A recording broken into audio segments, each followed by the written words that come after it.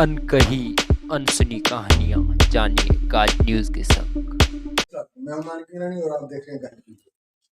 आज के ब्लॉग में हम बात करेंगे ये जो एचआर जो है उसके बाद सियासी सूरत हाल क्या बनी है। खास तौर पे रावलपिंडी के जो कमिश्नर है उसके जो बयानात है जो वो कर रहा है कि उसने धांधली कराई है।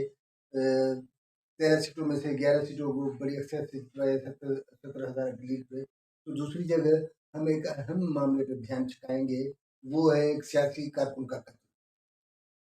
सिंध के मुमप्रत सियासी कारकुन है जिसका पहले तो गुम किया गया था, मिसिंग पर्सन में था। उसकी दो बेटियां हैं, अपनी शशि लोहार और वो जो उसके कराची प्रेस क्लब पे चेक हो रहे थे तो वो वापस आया। अब 2 दिन पहले कत्ल किया गया है। तो सबसे पहले हम बात करेंगे जो इलेक्शन के आज 9वां दिन हो गया है और अभी तक कोई सियासी हुकूमत साजी का कोई मामला सामने नहीं आ रहा। तो जो पीटीआई सॉरी और नून लीग और पीपल्स पार्टी के आपस में मामले बने थे, कहा यह जा रहा है कि उसको भगाने के लिए नवाज शरीफ को या पीपल्स पार्टी की जानिब से नून लीग को 28 शराइत दी गई थी, जिसमें ये हमने पहले 5-6 शराइत का जिक्र भी करते आए, लेकिन उस शराइत की जो फहरिस्त है वो 28 नुकातों पर बंधी हुई है। उसमें 28 चीज़ें शामिल हैं। कहा यह जा रहा है कि इस सारे मामले पे जो है बिलावल भुट्टो जरदारी साहब में नहीं मानने वाले पोजीशन में खड़ा है, जबकि आसिफ जरदारी साहब उसको मनाने की मुमकिन है कोशिश नहीं कर रहा है। आगे देखते हैं क्या होता है, लेकिन सूरत हाल जिस तरफ जा रही है वो बड़ी गंभीर सी होती जा रही है। हम एक मरतबा पहले भी इस मामले पर बात कर चुके हैं। खास तौर पर इलेक्शन होने ना होने वाला मरहला था तो हमने कहा था 3 - तो वो मामला सामने आ गया है। अपना इमरान खान को मैनेज किया गया है और जो नवाज शरीफ साहब को मैनेज किया गया है। अब जो जरदारी साहब मैनेज से बचने की कोशिश कर रहे हैं, लेकिन उस पर भी इस्टेब्लिशमेंट ने एतराज किया है। तो -3 का फार्मूला, तो एक तो मामले -3 का फार्मूला सामने आ गया है। दूसरा कमिश्नर पिंडी चट्टा साहब जो है, लियाकत चट्टा साहब जो जिस अंदाज में बात की, जो इल्ज़ाम लगाए हैं और कहा यह जा रहा है कि वो मार्च महीने में रिटायर होने जा रहे हैं और उससे पहले उसका अचानक 9 होने के बाद उसका अचानक ईमान सलामत हो गया है। वो वैसे कहते हैं ईमान मेहमान है, कभी भी आ सकते हैं, कभी भी जा सकता है। तो हम इस पे वो नहीं कर रहे, लेकिन इसके पीछे कुछ ढूंढने की कोशिश कर रहे हैं।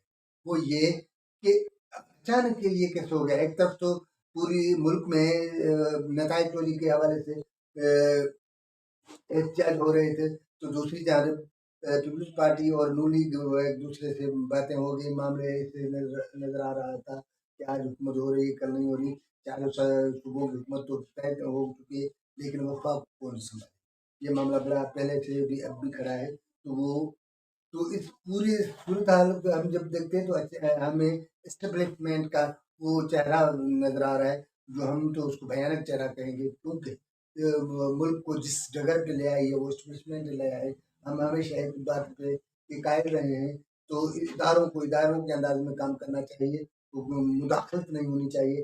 लेकिन ये जो अंदाज में है, तो एस्टेब्लिशमेंट ने पहले दिन से ये तासुर कायम कराया था, जिसमें जरदारी साहब, मौलाना फजल रहमान सबसे आगे आगे खड़े थे। तो वो जो चाह रहे थे इलेक्शन 2-4 दिन पीछे हो जाए, 2-4 महीने पीछे हुई तो कौन सा फर्क पड़ेगा। ये बरमला जरदारी साहब भी ऐलान कर चुके थे। बात अपने इंटरव्यू में आसमा शिराजी के एक इंटरव्यू में उसने कहा था क्या फर्क पड़ेगा अगर 6-7 महीने पीछे जाती। तो मौलाना फजल रहमान तो बार बार इसके कह रहा था, लेकिन उस जमाने में भी हमने अपने विलाग्स में बात की थी कि इसके पीछे कुछ न कुछ है। क्योंकि जरदारी तो जिसको कहा जाता है कि वो खतरनाक खिलाड़ी है और वो अपनी सियासत और पत्तेबंद, सिंधी में चबा पत्तेबंद, जोर तोड़ जिसको कहा जाता है, और उसका माहिर है। वो देने लेने का उसको हुनर आता है, तो वो हुनर तो करता है। लेकिन हमने ये भी बात कही थी पिछले इलाक में कि पीपल्स पार्टी की क्यादत जब जरदारी के पास चाहिए तो वो एस्टेब्लिशमेंट वाला, जो एंटी एस्टेब्लिशमेंट वाला उसका चेहरा था, जो तासर था, जो तारुफ था, वो खत्म हो चुका है। लेकिन ये तो माजी के मामले हैं। अब हम सिर्फ आज ये बात करेंगे लियाकत चिट्ठा साहब जो कमिश्नर पिंडी है, वो उसके बयान के बाद जो उसका वो करा है कि उसको उसने तो इल्ज़ाम लगा दिया है चीफ इलेक्शन कमीशन पर और सुप्रीम कोर्ट के चीफ जस्टिस पर। तो उन्होंने इसके पीछे अब जब हम इस पूरी घटना को देखेंगे कि हमें सामने आएगा वो एस्टेब्लिशमेंट का चेहरा, क्योंकि एस्टेब्लिशमेंट चाहती थी कि उसके कंधे पे कोई वजन भी नहीं आए और इलेक्शन पीछे डिले भी हो और उसका मनपसंद ये जो निगरान सेटअप चल रहा है वो चले। उसको साल 8 महीने जो हमने बात की थी वही बात आएगी कि उस पर भी हम बात कर चुके हैं कि एस्टेब्लिशमेंट की ये ख्वाहिश है कि ये जो निगरान सेटअप है 2 साल तक चले, क्योंकि उसके पीछे वो जो अपने मामले हैं गठजोड़ है उनकी चीज़ें हैं वो निस्बत की जाएगी। लेकिन अब ये मामला जब वफाकी हुकूमत का मामला सामने आया है, नवाज को पीपल्स पार्टी ने 28 शराइत दिए हैं। तो वो अब 28 शराइत क्या है, तो उसमें 1-2 शर्तों 5 शर्तें तो चलती है। जो 28 शराइत देकर शहबाज नवाज शरीफ साहब ने उसको रद्द कर दिया है। नवाज शरीफ साहब से पहले ही ले अपना मुल्क तो आए थे, उसको वज़ीर आज़म का मामला उसके ज़हन में बिठाया गया था। लेकिन जिस अंदाज़ में वो इलेक्शन नताइज आए हैं, तो नवाज शरीफ से ये हाथ निकालने अपने वज़ारत-उज़्मा से हाथ निकालने पड़ गए। तो हम इससे पहले भी बातें कर चुके हैं, तो -3 का फ़ॉर्मूला तो सामने आ चुका है। एस्टेब्लिशमेंट की मर्ज़ी पहले हिस्से में तो हमने देख ली कि वो आ चुकी। अब क्या हो रहा है कि अब ये जो फिर भी वही मामला आ गया लियाकत चट्टा साहब जो अपने कमिश्नर पिंडी है और जो एहतजाज हो रहे हैं खुसूसन पीटीआई के हवाले से जो एहतजाज हो रहे हैं, अचानक उसको जो एहतजाज के जो पहले दिन से सिंध तो कर रही थी, पीर पागार के क़यादत में या जीडीआई के जो कर रही थी और सिंध में बलूचिस्तान में है केपीके में पंजाब में भी हो रही थी। लेकिन लियाकत चट्टा का ये जो अचानक ईमान ज़मीन जाग गया है, उसके पीछे कहा ये जा रहा है इस सारी सूरत-हाल पे नज़र रखे बैठे बैठे हुए हैं जो लोग जो तज्ज़िया निगार हैं, उनका कहना है ये है कि ये जो लियाकत चट्टा साहब का ज़मीर अचानक जाग गया है, उसके पीछे भी कहीं न कहीं एस्टेब्लिशमेंट नज़र आ रही है। क्योंकि एस्टेब्लिशमेंट ये चाहती है, अगर वफाकी हुकूमत नवाज शरीफ को तो वैसे निकल गए हैं, तो अब शहबाज शरीफ की जो टीम थी पीडीएम वजीर आजम वाले ज़माने की वो टीम भी निकल गई। अब तो वो जो तनाव खड़ा है, बिलावल भुट्टो अपने सख्त स्टैंड पे खड़ा है, तो ये हुकूमत नहीं बन रही। जो कंडीशन आ रही है, एक तरफ तो वो ज़ाहिर है ये फैसला चैलेंज होगा जो तय हो गया है कि ये तय करा बल्कि इंश्योर कराया गया है कि मुल्क में बड़े पैमाने पे जो हो अपने धांधली हुई है, धांधलियाँ हुई हैं, मुख्तलिफ पार्टियों को जितवाया गया है। जैसे सिंध में ये तासर की पीपल्स पार्टी और मुत्तहदा पाकिस्तान को जितवाया गया है। इसी तरह पंजाब में भी ये तासर है कि नून लीग को बड़े पैमाने पे जितवाने की कोशिश की गई है। लेकिन इस सारे बीच में हम पहले भी ये कह रहे थे, बल्कि कहते आए हैं कि पीटीआई के वोटर को जिस अंदाज में वोट देने की कोशिश की गई, लेकिन पीटीआई का जो कॉम्पिटिटिव अंदाज मैं उसको चेक करता हूँ कि वो बिल्कुल काबिल उसका जो नौजवान है जो उसके साथ खड़ा है, जो बानी पीटीआई के फॉलोअर्स में ज़्यादातर नौजवान है और वो टेक्निकल साउंड है। उन्होंने बावजूद इसके कि उनके बल्ला छीना पता नहीं हर हुनर इस्तेमाल किए गए, लेकिन उन्होंने अपने उस रास्ते को पकड़ा, उस टेक्नोलॉजी को उसने फॉलो किया और जदीद अंदाज में उस वो जो इस गैप को या इस थ्रेड को उन्होंने इस अंदाज में टैकल कर दिया कि 7 नशस्तें उनके हिस्से में आ गई।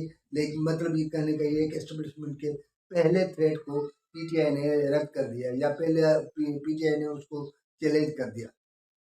अब ये कंडीशन जब आई है, पीटीआई इस अंदाज में जीत के आई है, तो जाहिर है पीटीआई का तो सिंधी में जब मन बंधा दिल बढ़ जाता है, जो उसका ज़ाहिर है वो मन बढ़ जाता है, तो वो डेफिनेटली उस अंदाज में बड़े फैसले लेने की पोजीशन में आएगा। और जो जिस अंदाज में इमरान खान साहब जो बयानात दे रहे हैं, ज़ाहिर है उसके बयान कल से डिफरेंट है, क्योंकि उसको वो बढ़ा हुआ है, उसको पता है कि उसका वोटर उसके साथ खड़ा है, जिसको कुचलने की कोशिश की गई, लेकिन वो उसके इसमें नहीं आया, उसके किसी भी प्रेशर में नहीं आया, उसने अपने हिस्से का वोट कर लिया है। तो अब होने ये जा रहा है इस सारी सूरत हाल पे हम देखेंगे तो जो इस्टेब्लिशमेंट चाह रही है कि अगर ज़ाहिर ये फैसले के जो आएंगे 2-4 महीने तो फिर से मिल गए इसको निगरान सेटअप को तो मिलेंगे।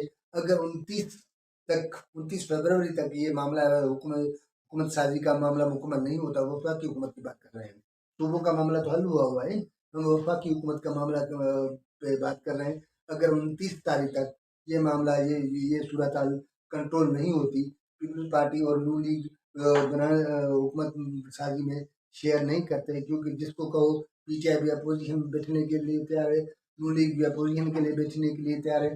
तो पीपल्स पार्टी जो भी सियासी जमात है वो उस तरफ नहीं बैठते, हुकूमत बनाने के लिए तैयार नहीं, और मुखालिफ धुर पे या अपोजिशन में बैठने के लिए तैयार बैठी है।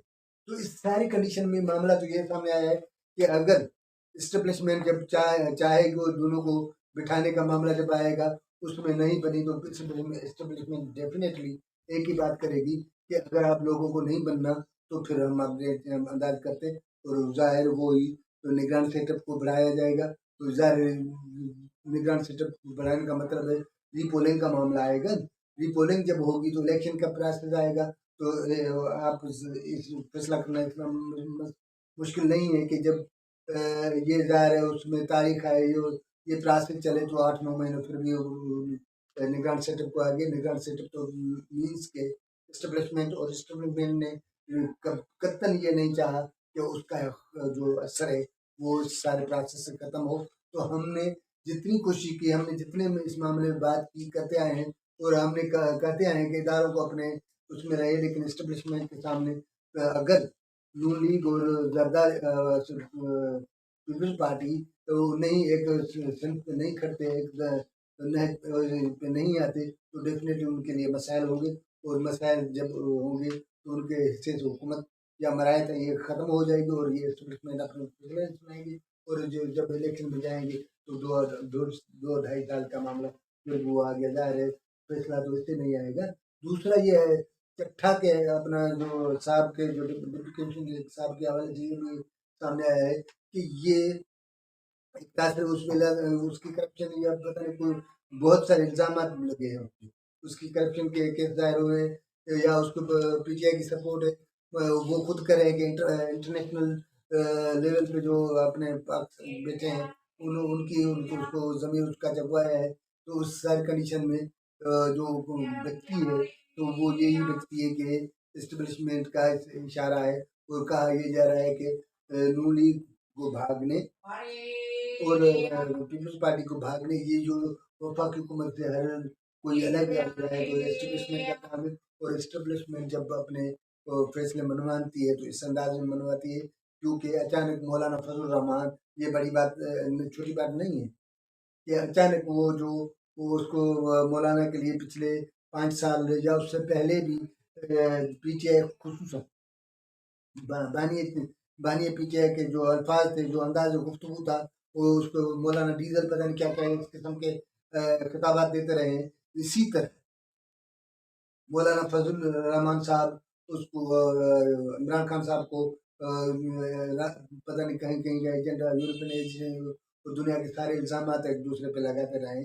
वो एक जगह पे आके एक फैसला करते हैं, या हुकूमत में अपने इत्तेहाद पे बातें करते हैं, या उसके बीच में नरम लहजा आता है, तो ये मांग कि वो ज़ाहिर है वो ही मौलाना फजल रहमान जो पीडीएम हुकूमत पे खड़े थे, वही फजल रहमान उसके सामने खड़े और उसको कर रहे हैं। हम दूसरी छोटी सी बात ये हम करते करते चले कि हमने शशि लोहार, और जो को हमने कहा कि सिंध में एक सियासी कंबर शहजाद कोट के जन एक सियासी कारकुन है, जो उस्ताद था, टीचर था, वो कॉम्प्रेस सियासी कारकुन था, जो जो कुछ साल पहले मिसिंग पर्सन में शुमार होता था। उसकी बेटियां शशि लोहार और उसकी बेटी थी, वो press club Hyderabad Karachi press club पे उन्होंने बड़े पैमाने पर एहतजाज किया था, जिसपे लाठीचार्ज की गई थी, जिसको मुख्तलिफ अंदाज में हिरासत किया गया था, उठाया गया था। उनके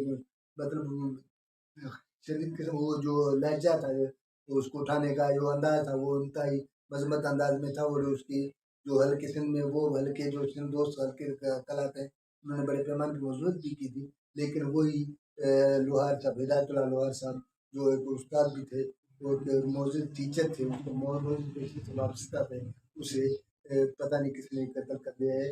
वो उसकी बेटियां जो है शशि लोहार और सूरज लोहार, और उसके जो ये बुनियादी तौर पे सन की तरफ जाने वाले हैं, जीएसएम के एक ग्रुप से ताल्लुक़ रखते हैं, तो वो जी उनका जो जस्ते खाकी है, उसको उसकी बेटियों ने शशि और सूरज लोहार ने लेकर सन जेम्स का जो घर है, साइंस जेम्स जो सिंध की एक बड़ी सियासी पोजीशन है, और उससे सिंध में मोहब्बत की जाती है, एक फिक्र है उसका, उस वहाँ ले आए।